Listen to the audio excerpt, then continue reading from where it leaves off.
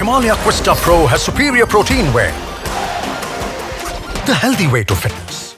चूरू के सरदार शहर सीट पर 5 दिसंबर को विधानसभा का उपचुनाव होना है। इस सीट पर कांग्रेस से स्वर्गीय पंडित भंवरलाल शर्मा के बेटे अनिल शर्मा ने बतौर कांग्रेस उम्मीदवार अपना नामांकन दाखिल कर दिया है, जबकि बीजेपी ने अशोक पिंचा पर दांव लगाया है।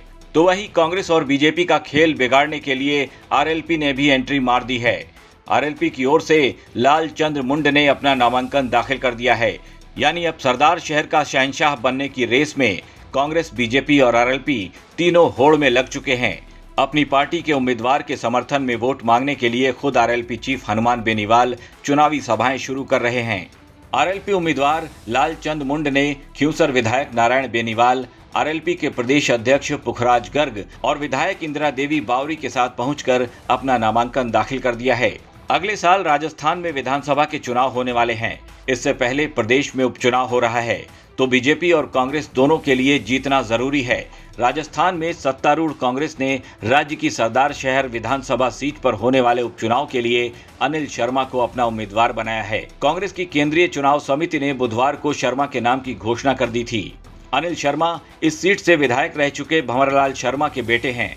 भंवरलाल शर्मा के निधन से ही ये सीट खाली हुई थी। भंवरलाल शर्मा के बेटे अनिल शर्मा के लिए खुद सीएम अशोक गहलोत भी चुनावी सभाएं कर रहे हैं। कांग्रेस के तमाम नेता अपने उम्मीदवार की जीत के दावे कर रहे हैं। तो वहीं बीजेपी ने भी सरदार शहर में ही डेरा डाल दिया है। नेता प्रतिपक्ष गुलाब चंद कटारिया, उप नेता प्रतिपक्ष राजेंद्र सिंह राठौड़ और केंद्रीय मंत्री अर्जुन राम मेघवाल अपनी पार्टी के उम्मीदवार अशोक पिंचा के लिए चुनाव प्रचार में जुट गए हैं। सरदार शहर उपचुनाव में 2,89,579 मतदाता अपने मताधिकार का इस्तेमाल कर सकेंगे।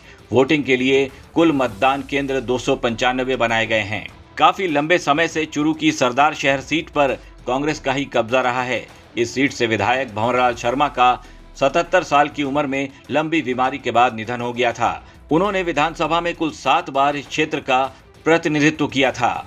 राजस्थान की 200 सदस्यों वाली विधानसभा में इस समय कांग्रेस के 107, बीजेपी के 71 और 13 निर्दलीय विधायक हैं। एक सीट खाली है, जबकि बाकी सीटें अन्य पार्टियों के पास हैं। राज्य में 2023 के आखिर में अगला विधानसभा चुनाव होना है, लिहाजा कांग्रेस और बीजेपी में ही मुख्य मुकाबला होना है। सरदार शहर सीट की जीत को लेकर कांग्रेस और बीजेपी दोनों ही दल आश्वस्त हैं।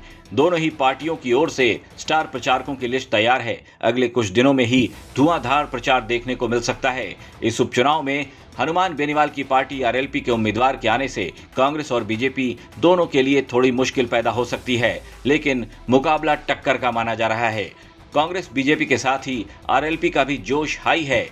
तीनों ही दल एक दूसरे से दो हाथ करने को तैयार हैं। राजस्थान तक के लिए चूरू से विजय चौहान की रिपोर्ट।